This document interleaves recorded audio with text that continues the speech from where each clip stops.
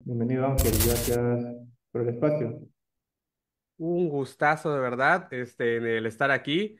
Bienvenidos y bienvenidas a todos. Hoy vamos a ver ahorita como que un tema muy interesante, ¿no? Que es el manejo de la rumia. Claramente no vamos a poder ahondar mucho en todos los ejercicios y así, pero sí me interesa que podamos comprender cómo funciona la rumia y cuál es el funcionamiento, la lógica de los tratamientos para esto. De tal manera que inclusive ustedes puedan empezar a encontrar estrategias, ¿no? Para el manejo de Rumia al comprender cuál es la base lógica sobre la que se sostienen todos los ejercicios, que eso es lo que vamos a ver, que si tú agarras de metacognitivo, si tú agarras de los ejercicios de Francisco Ruiz, si tú agarras de otros ejercicios de ACT, si tú agarras mindfulness por sí mismo, ¿no? Y si tú agarras pensamiento concreto, todos funcionan bajo una cierta lógica básica. Ujú. Y son intercambiables en muchísimas cosas, ¿no? Entonces, eso es lo importante que vamos a ver ahorita. También a todos los que les sea posible prender su cámara, se los agradeceré mucho. Recibirán el amor de mi corazón, básicamente, porque bueno, así me siento como que más acompañado y se siente bonito. Entonces, bueno, les agradeceré muchísimo. Mónica, de verdad, muchísimas gracias. Y pues a los que no puedan, pues entiende, ¿no? Pero ya saben, el amor de mi corazón está ahí en la mesa para que lo tomen. A ver, entonces vamos a compartir la pantalla. Vamos a ver, aquí está. Ah, Blanca, muchísimas gracias igual. Ok, entonces vamos a comenzar. Ahí me podría nada más confirmar si ya se ve. ¿Sí? Sí, Perfecto, sí. buenísimo. Ok, entonces lo primero vamos a entender rápidamente qué es la rumia, ¿no? O sea, porque ese es como que el primer punto, ¿qué es la rumia? La rumia evidentemente va a tener diferentes definiciones dependiendo de dónde lo veamos, dependiendo del autor, etcétera. Mi conclusión final después de todo eso es básicamente esta definición que es la que yo uso con mis pacientes, que me ha servido excelentemente porque cada vez que un paciente o yo mismo me pregunto, ¿esto es rumia? Te vas a la definición. Y si va con la definición es rumia, no tiene de otra, ¿vale? Y la definición es esta, es un proceso de pensamiento repetitivo, prolongado e infructífero, o poco eficiente, cualquiera de las dos palabras. Entonces es muy interesante pensarlo de esta manera, soluciona muchos problemas. En general, vamos a darnos cuenta de que muchos tratamientos lo que intentan hacer es precisamente que no pensemos de forma repetitiva, prolongada e infructífera.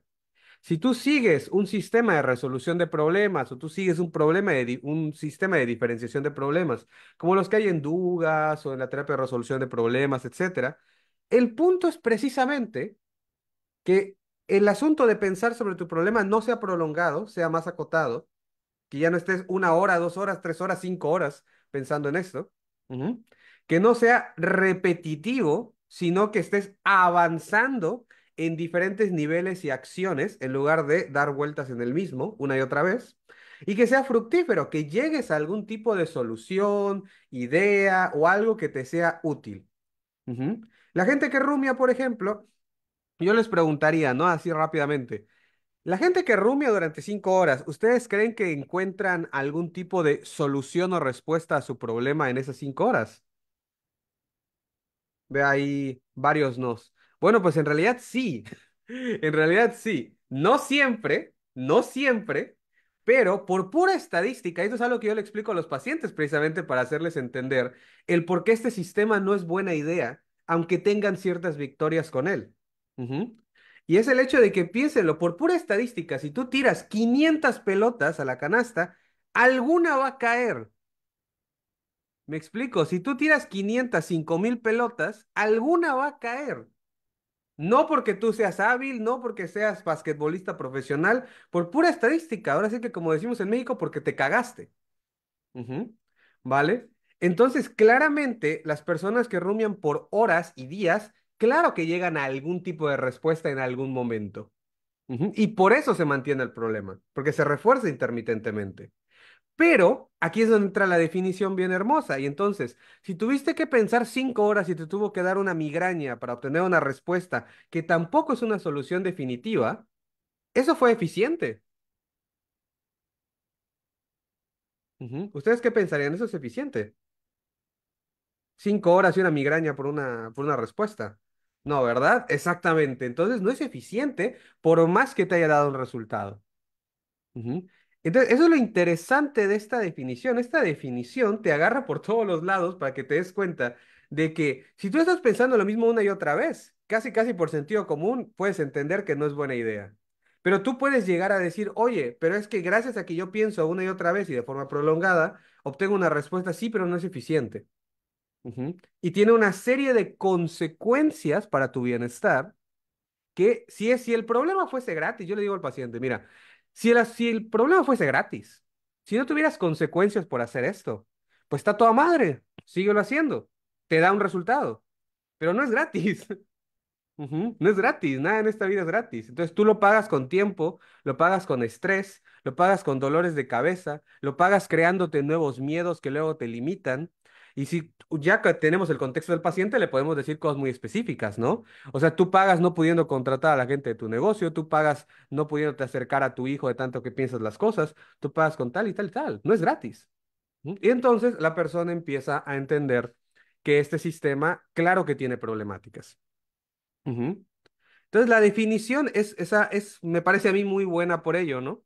Que es repetitivo, prolongado e infructífero. Inclusive hay un tipo de rumia que se llama rumia hedónica, que no sé si la han escuchado. ¿Alguien ha escuchado de la rumia hedónica? Ok, veo los nos. Ok, la rumia hedónica, usualmente pensamos en la rumia como pensamientos intrusivos que luego prolongamos, ¿no? Pero son desagradables.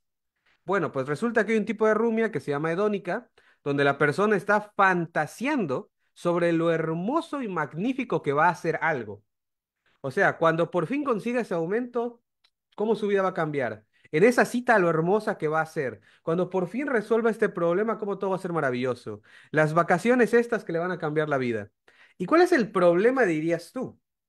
Bueno, volvemos a lo mismo. Que tú pienses de manera rápida, unos 10 segundos, sobre que algo va a estar bien chingón y te motives, está muy bueno, funciona. Que tú pienses durante media hora, 1 hora, 2 horas, lo increíble que va a ser algo, de manera repetitiva, prolongada, te va a generar un problema muy jodido, que es que te vas a generar expectativas que no son realistas. Ujú. Y esto cuando lo hablo con pacientes que tienen rumia hedónica, todos me dicen, sí, eso es lo que me pasa. Ujú. La mayoría, hay otra función que a veces cumple, que ahorita les comento, pero la más común es esta. Genera una serie de expectativas muy altas que rara vez compaginan con la realidad. La realidad no es tan épica como tus imaginaciones. Ujú.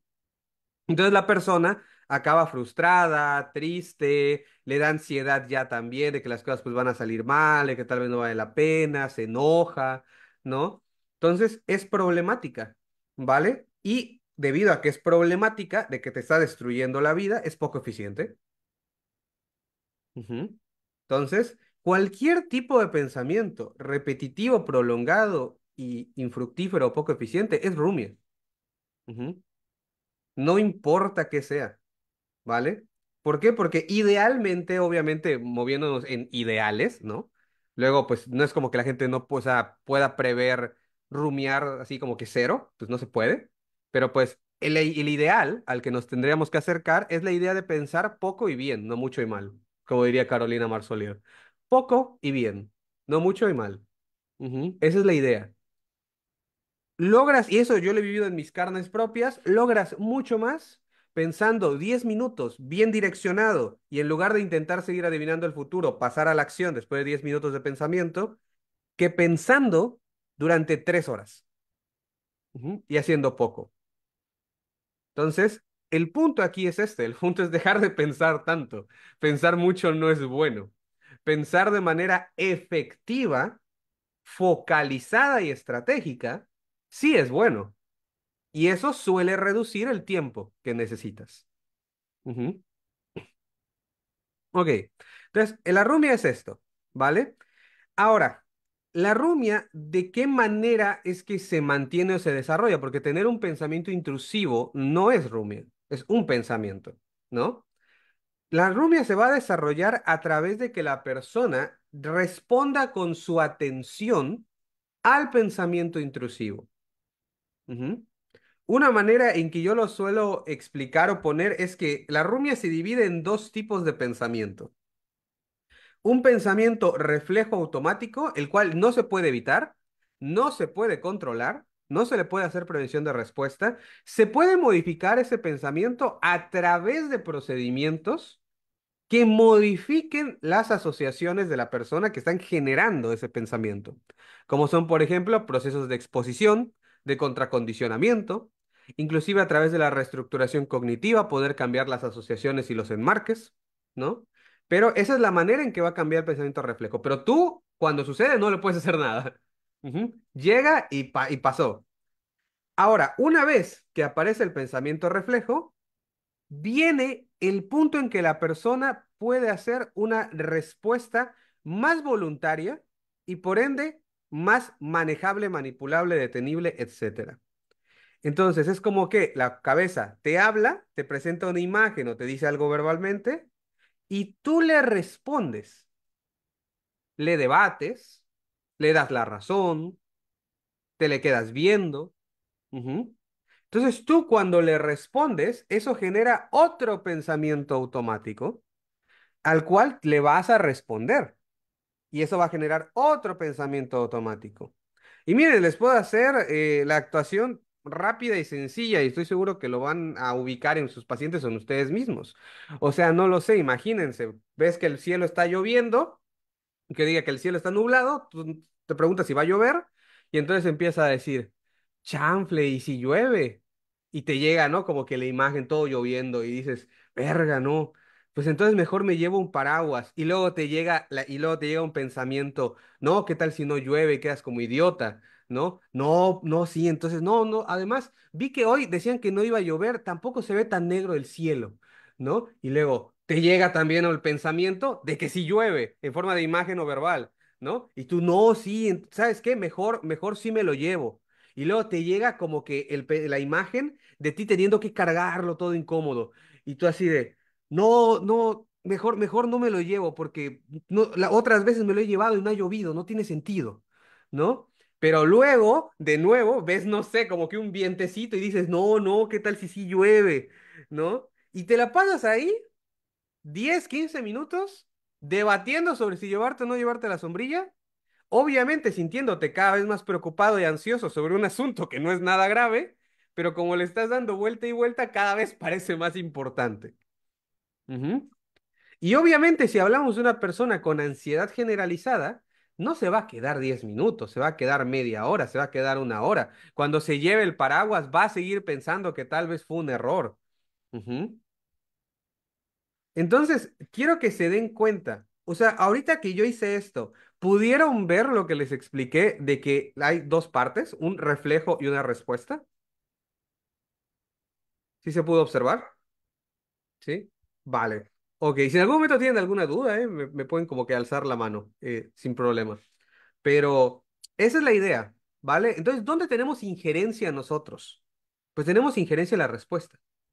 Ujú. No en el pensamiento reflejo. Como dije, el pensamiento reflejo puede modificarse, pero no a través de manejo de rumia, sino a través de las asociaciones que están generando ese pensamiento o que le están dando una cierta carga emocional a ese pensamiento. Ujú. Pero en el manejo de rumia, eso no se modifica. Ujú. Lo que se modifica es la respuesta. Ahí es donde nosotros cortamos el proceso. Desde diferentes teorías hay diferentes explicaciones, pero en general lo que se ha visto es esto. En la medida en la que tú no le respondes, empieza a disminuir. Ujú. Hay la teoría, digamos, general, ¿no? Que lo que habla simplemente es de interrumpir el proceso de rumia. Obviamente, desde un punto de vista de terapias contextuales, vamos a ver una cuestión de exponernos y quitar la evitación experiencial. Desde un punto de vista en la ansiedad generalizada de Dugas y de Robichaud, vamos a ver una situación de exposición a la incertidumbre, ¿no? Desde un punto de vista de mindfulness, pues vamos a ver una cuestión de estar en el aquí y el ahora. Pero en general, todos van a acabar en esto. Ujú. Que es no le respondas a tu cabeza. Ujú. No tiene sentido. Yo lo que digo es la cabeza es un pozo sin fondo. Ujú. No importa cuánta seguridad le des, si hay una cierta duda o ciertos elementos en tu historia de vida que hacen que esto se vea más preocupante, te va a tirar una respuesta. Ujú, siempre. Entonces, es un juego, yo lo que le digo a los pacientes, esto es un juego amañado. Es un juego amañado en el que no puedes ganar. Te mintieron toda la vida por tu cabeza. No puedes ganar. Entonces, yo les pregunto a ustedes, o sea, díganme, ¿de qué manera se gana o se supera un juego que no se puede ganar porque está amañado? ¿De qué manera creen ustedes?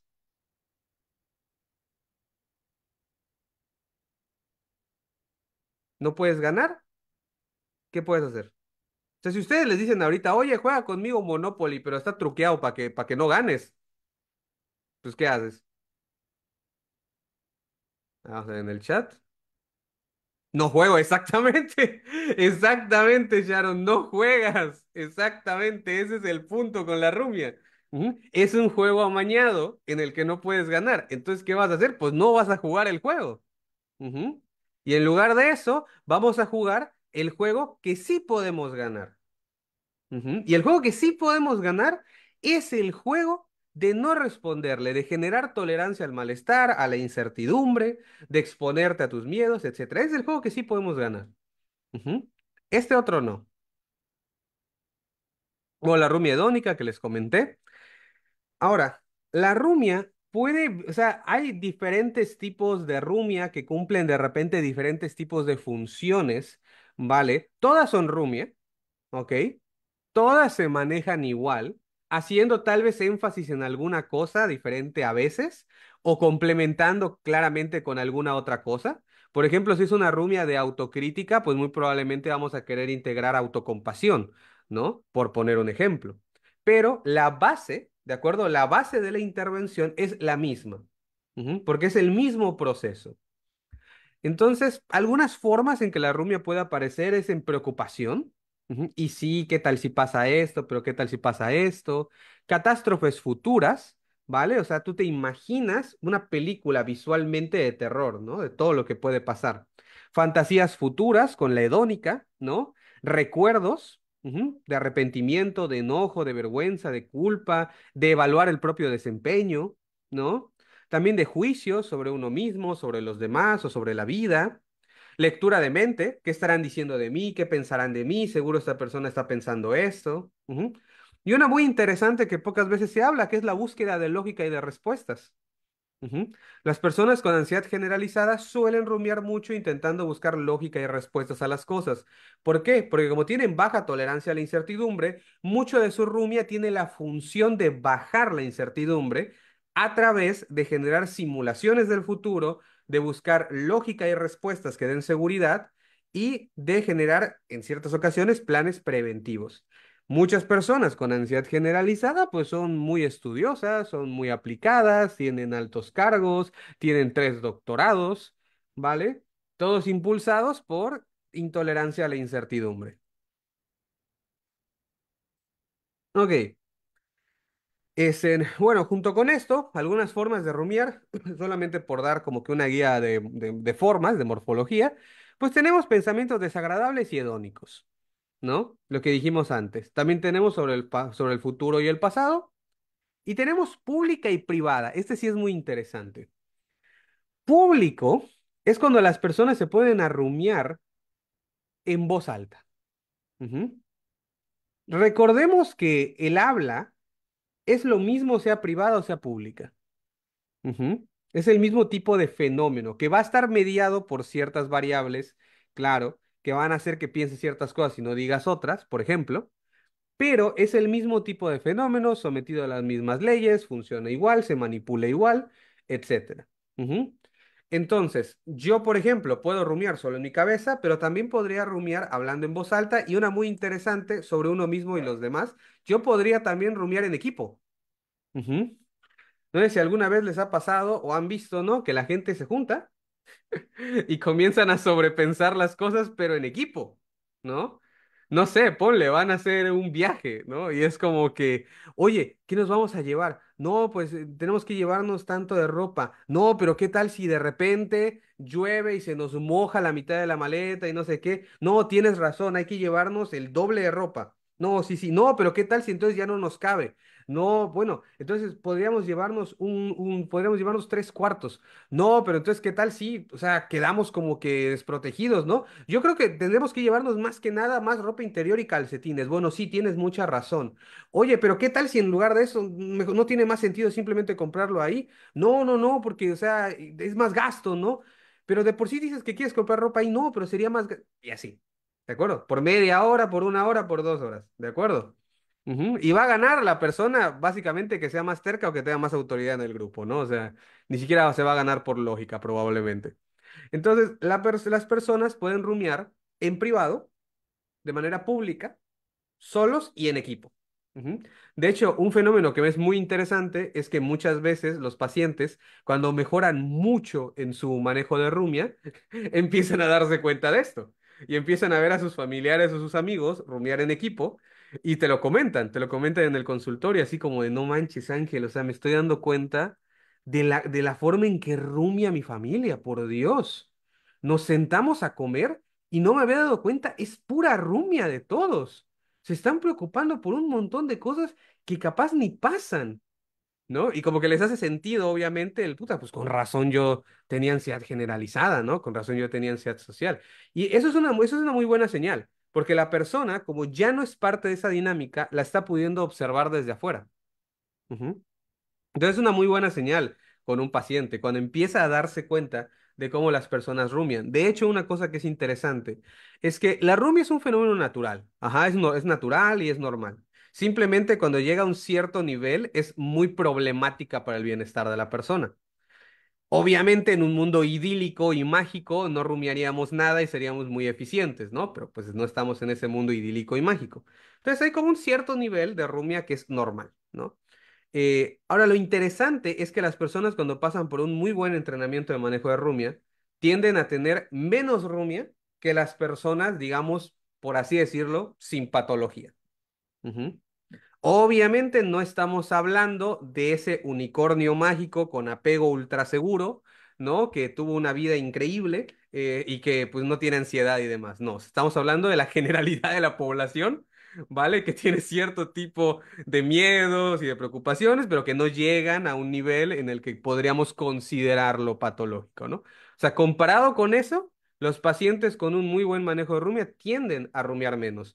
¿Cómo podemos ver esto? Básicamente medimos tiempos, o sea, tienden a tener un tiempo menor dentro de la rumia, tienden a rumiar, a salir de la rumia en un tiempo más rápido, ujú, y tienden a llegar a soluciones más rápido. Entonces, ese es un fenómeno como muy interesante que acaba sucediendo.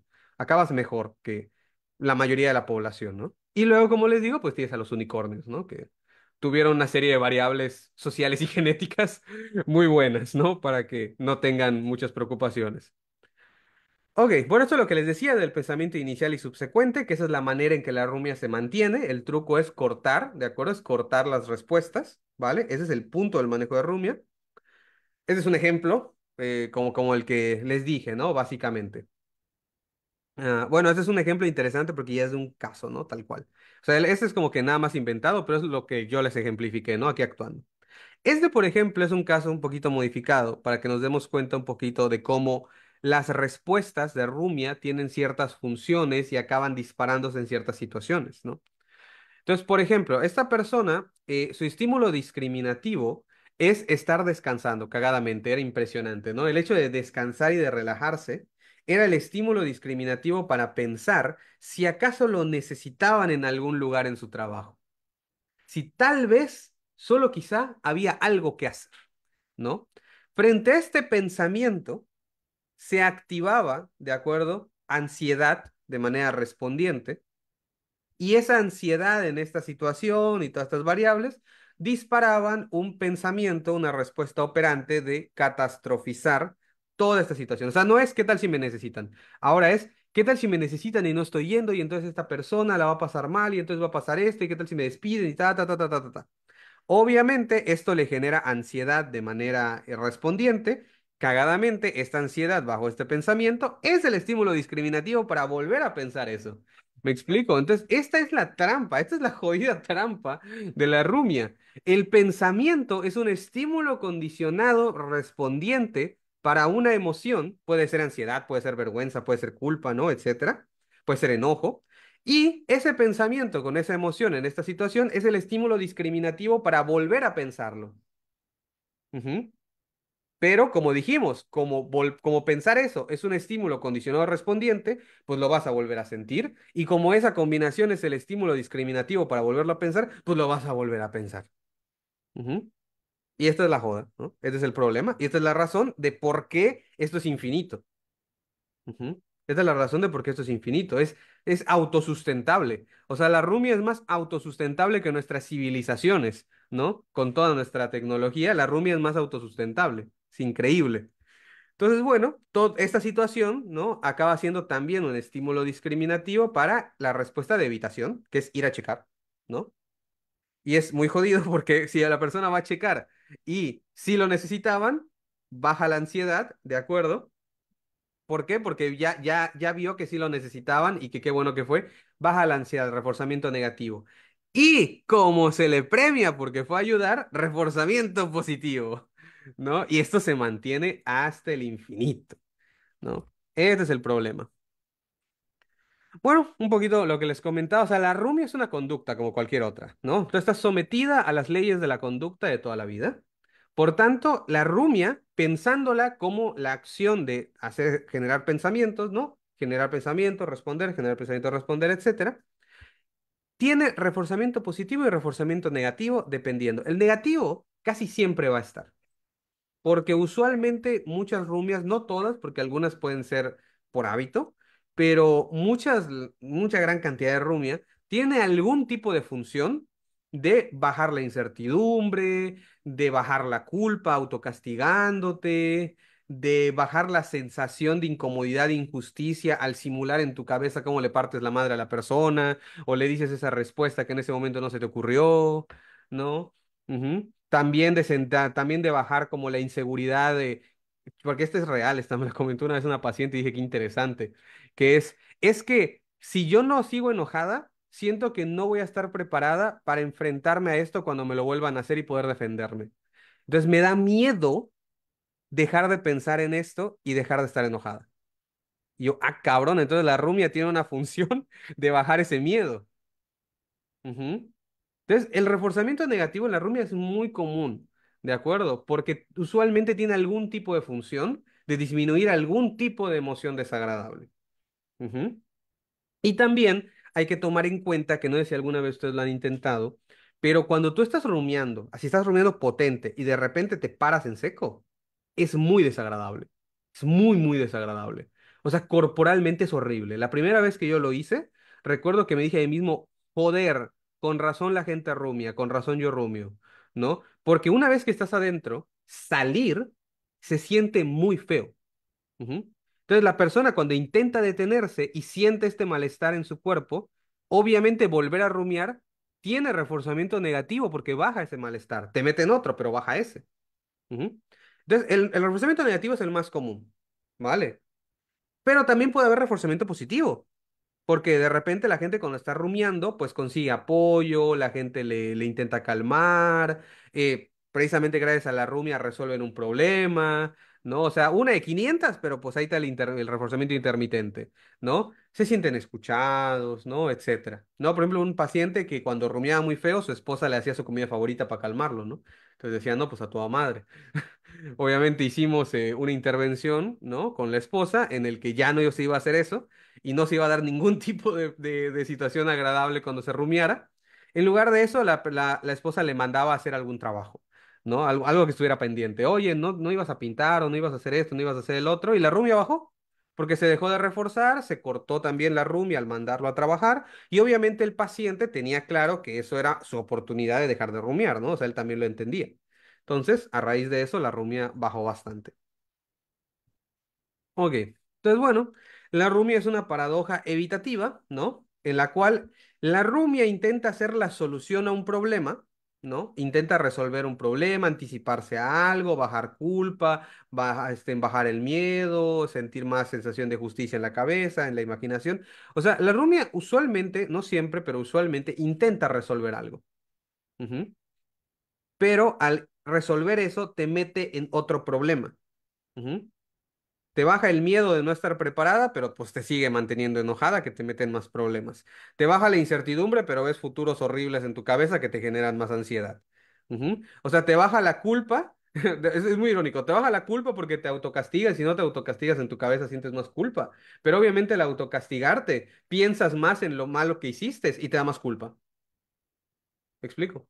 Entonces, es un problema, ¿de acuerdo? Porque la rumia es una paradoja en la cual intentas disminuir un problema y generas otro a raíz de eso. Por eso, la jugada es detener la rumia y chutarte el malestar. Ujú. Eso es lo que se tiene que hacer. Obviamente, nosotros en terapia lo vamos a intentar hacer a través de ejercicios y a través, ponle, de metáforas que generen mayor motivación y tal vez hagan modificaciones en encuadres. Lo vamos a hacer gradualmente. Vamos a hacer también procedimientos de exposición que van a hacer que la rumia de por sí va a bajar, porque la rumia se dispara ante alguna situación molesta usualmente, ¿no? Entonces, claro que hay una serie de cosas que van a hacer que esto sea más lograble. Pero el fondo del asunto es que tienes que detener la respuesta y chutarte el malestar que va a venir con eso. Y eso gradualmente va a hacer que rumies menos y que te, ¿cómo decirlo? Que generes más tolerancia, pero el que generes más tolerancia se va a traducir en que sufras menos. Ujú. O sea, usualmente cuando hablamos de tener más tolerancia, siento que muchas veces suena a como que vas a sufrir igual de mal, pero vas a resistir mejor. Y no, o sea, la idea usualmente es que esa tolerancia se traduzca en alguna disminución del malestar. Cuando eso no pasa, esa es una opinión personal, ¿eh? Aquí sí se los tiro, es una opinión personal. Cuando eso no pasa y cuando la persona simplemente lo único que está haciendo es volverse más hábil en aguantar el semejante putazo, ujú, para mí ahí hay algo, hay un problema, ahí hay algo mal. Ujú. Porque al disminuir las conductas de evitación, entre ellas la rumia, tendría que disminuir también, tal vez no totalmente, pero en cierta medida, el nivel de malestar. Ujú. Algo tendría que cambiar. Entonces, para mí, cuando sucede que nada más la persona es más hábil en tolerarlo, pero no hay una disminución, algo está saliendo mal. Ujú. Y como que tengo que checar qué está pasando, ¿no? Está raro. De nuevo, no significa que, puta, quitas la rumia y el malestar baja a cero. ¿Me explico? No. Hay más procedimientos que hay que hacer. Ujú. Pero sí tendría que haber algún tipo de disminución. Ujú. De hecho, usualmente, en experiencia personal, el 50% del malestar es rumia. Ujú. O sea, una vez que quitas la rumia, más o menos la mitad del malestar de la persona se va. Y la otra mitad, pues ya son procesos de exposición, ¿no? Y manejos de verbalizaciones y demás cosas. Ok, ahora sí, ya comprendemos la rumia. Ahora vamos a ver la parte rápidamente como que de intervención, porque a mí lo que me interesa, como les digo, es que entiendan la lógica. Ujú. Obviamente, ahorita en 1 hora 50 minutos no van a aprender a hacer manejo de rumia. Obviamente, ¿no? O sea, seamos realistas. Esto usualmente es un entrenamiento de, no lo sé, ponle 12 16 horas que además tienes que practicar, y aquí tenemos 50 minutos, ¿no? Entonces, lo más útil que ustedes pueden conseguir aquí es comprender el funcionamiento de la rumia y de los procedimientos de manejo de rumia. Para que cuando ustedes lean un PDF, por ejemplo, no sé, ponle el protocolo de Ruiz, o cuando vean un ejercicio de metacognitivo, o cuando vean en YouTube algún ejercicio de mindfulness, ustedes puedan entender, claro, a huevo, entiendo qué está pasando. Ujú. Puedo aplicarlo, ¿vale? Esa es como que la idea. Entonces, vamos a tener en general dos tipos de manejo de rumia. Ujú. Todos cruzan por los mismos procesos, pero hacen énfasis o eligen o le apuestan a cierta parte distinta. Por un lado, tenemos procedimientos basados en movimiento atencional y tolerancia al malestar, ujú, que es la típica cuestión de nota que estás rumiando, deja de responder a tu cabeza. Y aquí, dependiendo la terapia y la teoría, usan diferentes palabras, es la misma huevada, ¿ok?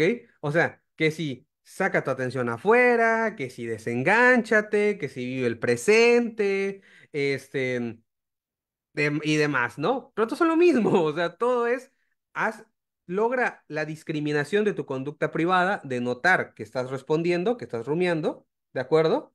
Detén la respuesta y mueve tu atención a lo que sea que tú decides voluntariamente, ¿no? Que usualmente va a ser esta idea de estar en el presente y demás, ¿no? O sea, usualmente pues estarías haciendo algo, estarías trabajando, estarías con los amigos, estarías comiendo, ¿no? Entonces es notar eso, detener y sacar atención. Ujú, ¿vale? O también podría ser atención todavía adentro, pero enfocado realmente en lo que tienes que solucionar. Ujú. Entonces, es el movimiento voluntario ahora hacia lo que tú decides que es lo mejor para atender. Ujú. En lugar de estar respondiendo como que de manera automática. Ujú. Entonces, aquí tenemos ejercicios de mindfulness, tanto el mindfulness tradicional como ejercicios basados en mindfulness. De esos hay muchos, por ejemplo, en ACT, en aceptación y compromiso, o el protocolo del doctor Ruiz, que es muy bueno, que es buenísimo. Ujú. También tenemos los ejercicios metacognitivos de la terapia metacognitiva. Son lo mismo. ¿Vale? O sea, si tú al mindfulness le quitas toda la filosofía mágica de vivir en el presente y de aceptar, y de la compasión, pues te queda la terapia metacognitiva, básicamente, ¿no? Es eso. Ujú, en resumidas cuentas, obviamente la terapia metacognitiva tiene una serie de presupuestos sobre que hay que hacer experimentos para poder modificar creencias metacognitivas y demás, ¿no? Pero a nivel del ejercicio, es esto. ¿Mm? Por ejemplo, en mindfulness te van a poner a escuchar sonidos, a sentir tu respiración. Y cada vez que tu atención se va de sentir tu respiración, te tienes que dar cuenta y sin hacer juicios, sin hacer nada, solo regresar. Ahí está la discriminación, la prevención de respuesta y el movimiento atencional. Ujú. Y la tolerancia al malestar también de eso. Una vez a mí meditando, se me subió una mosca. Obviamente, ¿cuál es el primer impulso? Ser así, ¿no? Y pensar sobre la mosca ahí, ¿no? Dando en mi cara. Entonces, en lugar de eso, era darme cuenta de eso, aceptarlo y decir, oye, qué interesante. Nunca en realidad he notado cómo se siente, ¿no? Que una mosca te camine. Y hice prevención de respuesta de mi movimiento corporal, prevención de respuesta de mi rumia acerca de que la mosca estaba allá y centré mi atención voluntariamente en la sensación en mi piel. Entonces, ahí tienes el ejercicio, ¿vale? Si tú te vas a ejercicios basados en mindfulness, como puede ser el de asociación libre de Ruiz, que es muy interesante, tú le dices a la persona una palabra y lo primero que le viene a la cabeza lo observa y el ejercicio es que no le haga nada. No puedes modificarlo, no puedes cambiarlo por otra cosa, no lo puedes analizar, no lo puedes enjuiciar, no le puedes hacer nada. Tu trabajo es quedarte viendo lo primero que te llegó a la cabeza. Y esto puede sonar muy sencillo, no lo es. Por ejemplo, la primera vez que yo lo hice, me dijeron, creo que coco, y yo me imaginé una manzana. Instantáneamente mi primer impulso fue querer corregirlo y poner el coco. Y en ese momento me di cuenta y dije, no, lo primero que me llegó fue una manzana, pues me quedo viendo eso. Y tú puedes hacer eso también con estímulos condicionados. Por ejemplo, he tenido pacientes que tienen problemas de emocionales con su peso, ¿no? Y entonces ponle, le digo gorda. Y obviamente le llega algún tipo de imagen de alguien burlándose de ella en el espejo, lo que sea, ¿no? Y tiene que no hacer nada. O sea, me explico, tiene que no rumiar, tiene que no enjuiciar, tiene que no cambiar otro pensamiento, tiene que no discutir. Está cabrón. Ujú. Entonces ahí tienes un ejercicio basado en mindfulness. Ujú, ¿vale? Y luego tienes ejercicios metacognitivos, que ¿cómo son? Ahorita se van a dar cuenta, es la misma huevada. Les ponen, por ejemplo, un audio en el cual tiene varios sonidos, un tren, una cascada, pajaritos, el viento, ¿no? Tiene, pone cuatro o cinco sonidos. Y entonces todos están sonando al mismo tiempo y te ponen uno que suena un poquito más fuerte, como que un poquito, ¿no? Que resalte un poco y te dan la instrucción, te dicen, por ejemplo, escucha el sonido de la locomotora. Los demás sonidos no importan. Si cruza algún pensamiento, no importa. Pon tu atención únicamente en el sonido de la locomotora. Ujú. Si en algún momento tu atención se mueve, regrésalo a la locomotora. Los demás no importan. Y es el ejercicio.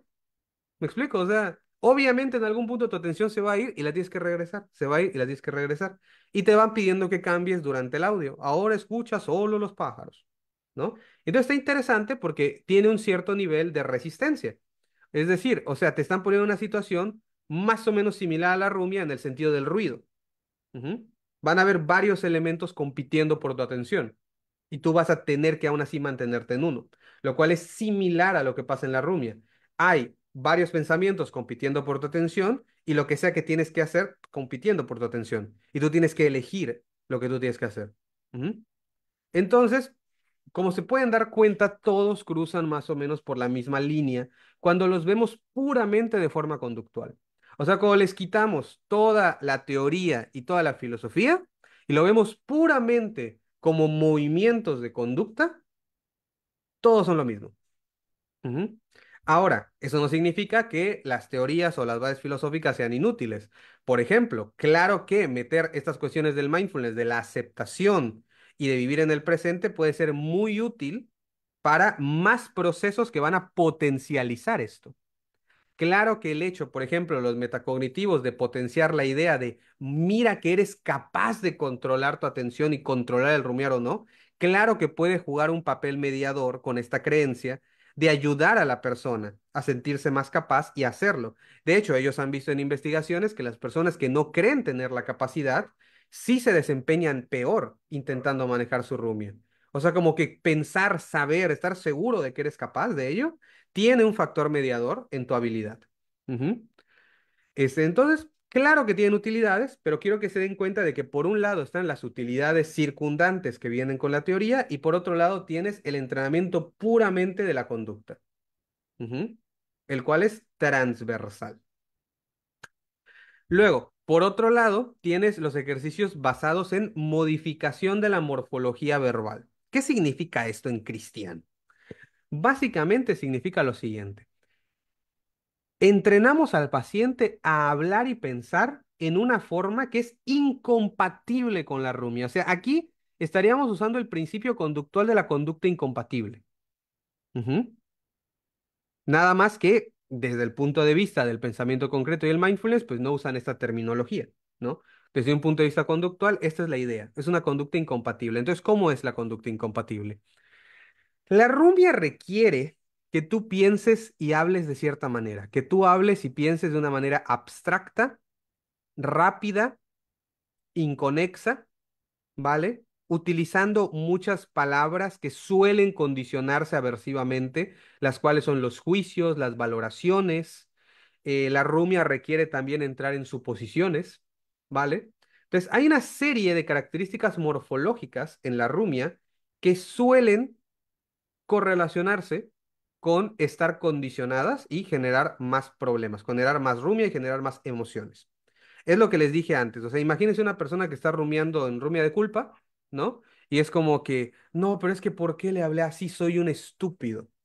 Ujú. Soy un idiota, ¿por qué hice eso? Otra vez la volví a cagar. Nunca voy a aprender, soy un idiota. Entonces, noten que todas estas palabras muy probablemente ya están condicionadas. Y obviamente la persona, ¿cómo se va a sentir cuando se dice idiota, estúpido y que nunca va a aprender? Se va a sentir peor. Y como se siente peor, ¿qué creen que va a hacer? Va a pensar más acerca de eso. Y como piensa más acerca de eso, va a sentirse peor, ¿no? El ciclo que vimos antes. Si nosotros modificamos la morfología, vamos a hacer que la persona sea incapaz de acceder a esto. Por tanto, en lugar de decir todo esto que acabo de decir, el pensamiento concreto podría ser algo más de este estilo. Cuando hablé con Juan, le dije que me dejara en paz y que me cagaba su actitud. Me siento culpable, pienso que no debía haber dicho eso y él en ese momento se fue, siento ansiedad de lo que podría estar pensando y quisiera encontrar cómo volverme a acercar a mi amigo. No hubo estúpido, idiota, pendejo, nunca vas a aprender, tu vida está condenada, ¿de acuerdo? No, no hubo shame, ¿cómo se llama? Vergüenza tu vaca, ¿no? No hubo nada de eso. Ujú. Entonces, esta forma de hablar es sumamente incompatible con la rumia. De hecho, las personas cuando empiezan a practicar esto, automáticamente ven la diferencia. O sea, esto, el entrenamiento requiere la habilidad de notar que lo vas a hacer, detenerte, notar cuando quieres hacer juicios y demás, y detenerte y hablar de esta manera. Pero una vez que lo ejecutas, el beneficio es automático. Ujú. O sea, es automático porque no permite la entrada de la rumia.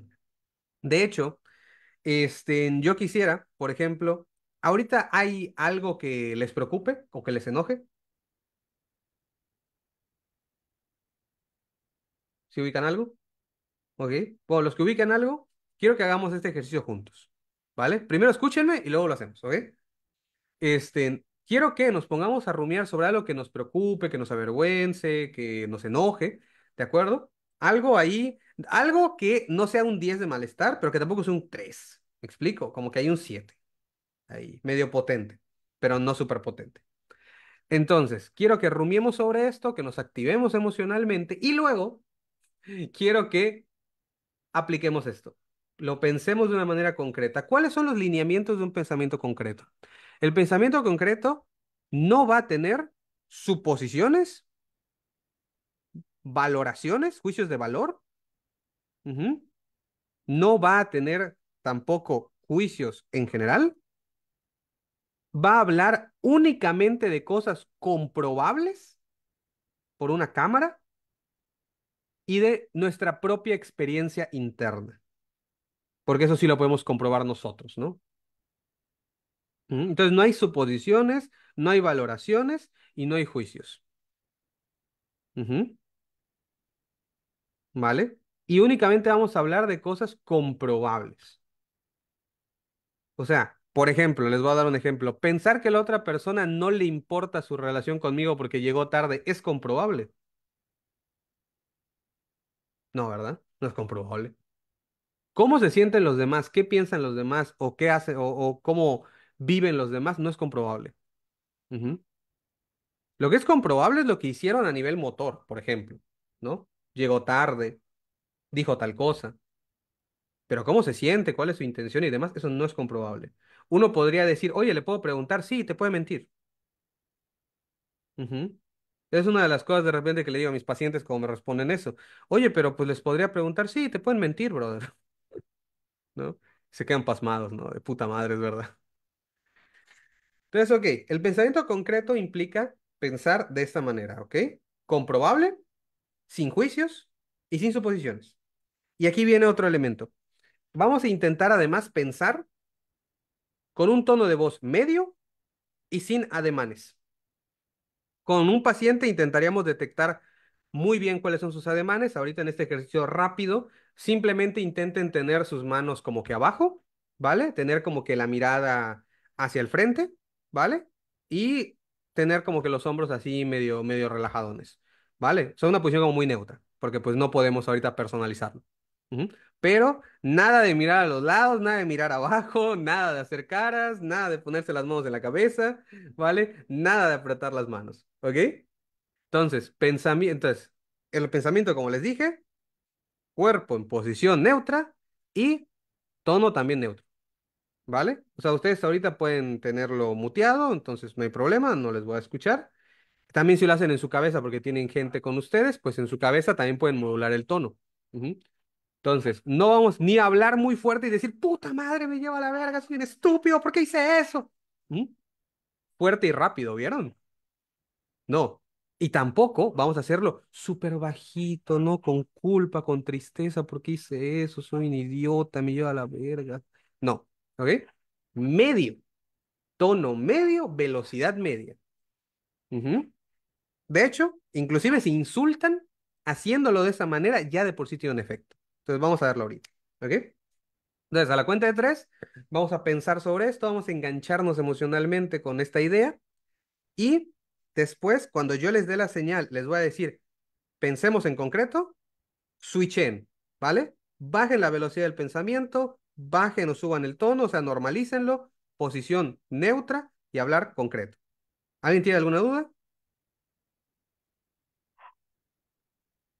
¿Nada? Ok, entonces vamos allá. A la cuenta de, a la cuenta de tres. Uno, dos, tres. Venga, rumiemos.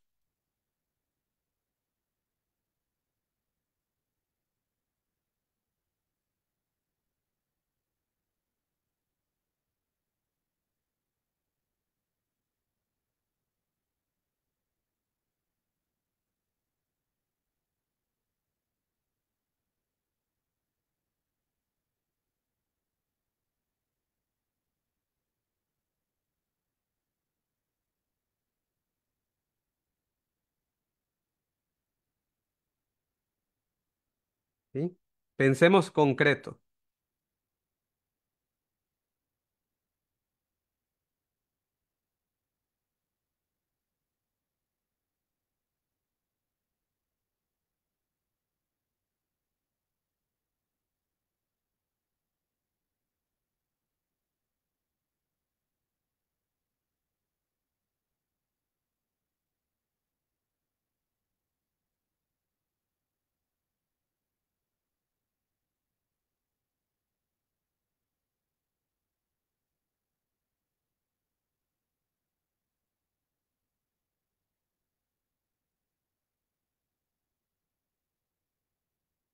Ok, paremos allá. Vientos. Ok, entonces, obviamente fue rápido, ¿no? Obviamente fue una situación rápida, ¿no? Y obviamente sin entrenamiento previo. Pero les quiero contar mi experiencia rápida y ustedes me dicen cuál fue su experiencia si alguien la quiere compartir. Ujú. Mi experiencia fue que cuando yo empecé a rumiar, de hecho se me olvidó pensar rápido. Y entonces cuando me di cuenta me puse a pensar más rápido y a la madre se me subió así, se me empezó a subir, ¿no? La ansiedad. Y entonces ya después les dije, bueno, pensemos concreto y empecé a pensar más lento. ¿De acuerdo? Empecé a pensar más lento y sí sentí como la ansiedad dejó de subir. Como que bajó un poquito, dejó de subir y ahí como que se medio estancó, ¿no? Y se me olvidó en ese momento porque dije, no, espera, no estás pensando concreto, solo estás pensando en el tono medio y sin ademanes. Entonces le añadí el pensamiento concreto, ¿no? Y empecé a pensar nada más así de, estoy teniendo el pensamiento de que no voy a poder respirar, estoy sintiendo ansiedad, preocupación, me llega el pensamiento de tal cosa, ¿no? Tal y tal y tal, todo con tono medio, ¿no? Cuerpo neutro. Y mi experiencia al menos sí fue como que la ansiedad hizo eso, empezó a bajar, ¿no? O sea, sí bajó duro cuando empecé a hacer eso, ¿no? He tenido pacientes también que inclusive les he tirado el hecho de, mira, rumia, como siempre lo haces, insulta y todo el pedo, pero sin ademanes, con tono medio, ¿no? Y inclusive llegan a como que tener otra perspectiva, ¿no? ¿Por qué? Porque, de nuevo, como es muy incompatible la manera en que lo están haciendo, baja en cierto grado la emoción. Y como no entran en la misma cadena conductual que ya está automatizada, genera dudas y hace que empiecen como a observarlo. Y la misma persona a veces como que me dice, bueno, o sea, me dicen, pensándolo así, sí está como muy cabrón lo que me digo, ¿no? Yo le digo, sí, pues sí está muy cabrón, ¿no? Pero bueno, eso es como mi experiencia, eso fue como yo lo sentí. Obviamente no es magia, depende también del nivel de habilidad, del nivel de intensidad emocional, ¿no? Pero ustedes, ¿cómo fue su experiencia? Si alguien la quiere compartir rápidamente. Sí, Daniela. Hola Ángel, a mí me pasó que, bueno, tengo mi gato aquí en mis piernas y me pasó que cuando empecé a rumiar, agaché la cabeza y le empecé a acariciar más duro y luego me di Mm. cuenta y dije, no, y luego, ¿qué seguía en la historia que me estaba haciendo en la cabeza? Y luego cuando ya dijiste cambia el switch, dije la frase de lo que estaba pensando como más concreto, ¿no? Salió por ahí un insulto y luego se quedó en blanco y dije, y ya, o sea, no pude pensar nada más que decir. O sea, me pasó, no tenía más material de dónde sacar para hablar concretamente, de hecho. Ajá. Ok. Justo, fíjate, esa es una cuestión muy interesante que pasa con el pensamiento concreto. Y es el hecho de que como es muy incompatible con la morfología usual de la rumia, la detiene porque la persona, como dice, se queda en blanco. O sea, literalmente se dice a sí mismo, bueno, ¿y cómo más me insulto? O ¿qué más digo, no? O ¿qué más pienso, no? Porque dice, pues ya dije todo lo que tenía que decir. Porque recordemos que el tipo de palabras que usa y la velocidad a la que se piensa tienden a generar o sea, por asociación, por reflejo, por repetición, que se disparen otras conductas. Y como quitamos eso, ya no está ese reflejo. Ujú. O sea, ahora casi casi la persona tiene que pensar muy voluntariamente en todo eso. Ujú. Entonces, esta es la otra forma. O sea, estas son las dos formas básicas de manejo de rumia, ¿vale? Una modificando la morfología, que acabamos de poder practicar, y otra modificando la capacidad de movimiento atencional y de tolerancia, ¿vale? Las dos manejan en realidad lo mismo. Para que ustedes puedan modificar la morfología, requiere que ustedes se den cuenta de su rumia, requiere hacer prevención de respuesta, requiere tolerancia al malestar, requiere que puedan mover la atención para enfocarse en pensar concreto, pero le apuesta a esta modificación de la morfología, ¿vale? En cambio, el otro le apuesta más a que simplemente tú aprendas la habilidad de no engancharte, que incluye todas estas habilidades. O sea, podría parecer que si el segundo ya tiene el primero y además tiene un beneficio extra, está mejor. No necesariamente, porque a veces la persona no va a estar en condiciones de ponerse a pensar concreto, no se le va a ocurrir cómo hacerlo o lo que sea, y el movimiento atencional va a ser una habilidad muy útil en muchas situaciones, o sea, en momentos de crisis, cuando quiere enfocarse en una actividad, y que obviamente al enfocarse en la actividad pueda evitar rumiar para aprender. O sea, hay muchos beneficios en general de entrenar el movimiento atencional y por eso el mindfulness es muy bueno. El mindfulness no funciona por gracia divina, ¿no? O sea, el mindfulness funciona porque entrena todo esto. Entonces, con eso iríamos terminando. O sea, nos quedan un montón de diapositivas, pero ya vimos todo, ¿no? O sea, básicamente es lo que les estuve como que explicando. Y bueno, nada más para decirles rápido, 6 grandes problemas que tienen que ver con la gente. Naturalización de la conducta. La gente la tiene naturalizada. Ustedes con ejercicios y con psicoeducación tienen que hacerles ver que la rumia está y que es un problema. Ujú. Está el problema de cómo ubican su atención ahí. Para eso vamos a entrenar el movimiento atencional y la discriminación. Con ejercicios experienciales, con registros, por ejemplo, con el ejercicio de asociar con sonido, que ahorita pues no tenemos tiempo de ver, pero ahí lo pueden preguntar. Lo usa mucho Juan Martín, por ejemplo, ¿no? Lo usa mucho Franco. Eh, las respuestas mantienen el ciclo, por tanto, ¿qué tenemos que hacer? Pues detenerlas, prevención de respuesta. Los pensamientos se toman como verdades, realidades o predicciones.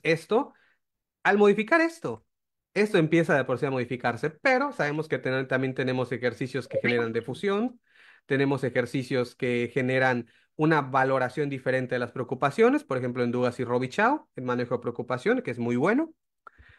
Falta de organización y reglas claras sobre cuándo y cómo abordar preocupaciones. Tenemos estrategias, les digo, como lo de Robichaud, de cómo clasificar las preocupaciones y qué hacer con cada una. Ujú. Está en su libro de Ansiedad Generalizada, de Dugas y Robichaud. Y la intolerancia a la incertidumbre y el malestar. Tenemos que aumentarlo, ¿no? ¿Por qué? Porque parar la rumia es feo, ¿vale? Entonces, en la medida en que la gente haga esto, entrena su tolerancia a la incertidumbre y el malestar. Hay la pregunta luego de, oye, ¿cómo entreno la exposición a la incertidumbre? No rumiando. Desde que quitas la rumia, la persona entra en incertidumbre, brother. Ujú. Entonces, ahí entra, ¿vale? Pues bueno, ya está. O sea, todo esto es lo que ya ya vimos, ya hasta vivimos, ¿vale? Entonces, muchísimas gracias de verdad a todos. Espero que esto les haya ayudado. Intenté como condensar, ¿no? Lo más útil posible para que realmente se vayan con algo utilizable, ¿no? Algo que realmente sea útil y no sea nada más como, pues, la definición de Rumia, ¿no? Y cómo funciona, sino algo que pueden aprovechar. Entonces, muchísimas gracias, de verdad. Genial, genial Ángel. Ángel, muchas gracias por estar en este espacio tan corto de repente para hablar sobre mucho que hay que hablar sobre la rumia. Y nada, pues, ¿dónde te pueden encontrar, Ángel? ¿Cómo te pueden buscar? ¿En dónde te pueden encontrar? Cierto, de hecho aquí no lo tengo. Pero me pueden encontrar en Facebook como SIC Ángel Rodríguez Bustamante, con la P. Entonces ahí tengo mi foto, ¿no? Entonces me van a ver. También yo tengo una academia, ¿no? Que se llama Psiconido, precisamente formación en terapia conductual. Entonces, pues, está en Facebook como Psiconido, formación en terapia conductual. Está en Instagram, igual como Psiconido. Y está en TikTok, igual como Psiconido 1. ¿Por qué? Porque resulta que ya había abierto Siconido hace tiempo y no lo recordaba, pero no tengo el acceso a esa cuenta. Así que cuando pongan Siconido les va a salir uno con mi cara y otro con el logo. Vayan al del logo, el de Siconido 1. ¿Vale? Entonces ahí pueden encontrarme, pueden agregar a Facebook, no tiene problema. Y tengo un grupo de WhatsApp en el cual anuncio siempre que voy a hacer algún tipo de actividad, formación o lo que sea. Por ejemplo, ahí puse, ¿no? Pues precisamente esta ponencia. Pueden agregarme a Facebook y preguntarme y se los paso sin mayor problema. Genial, genial. Si puedes, Ángel, igual lo dejas por aquí, el grupo, el link del grupo de WhatsApp que tienes y nosotros igual lo compartimos.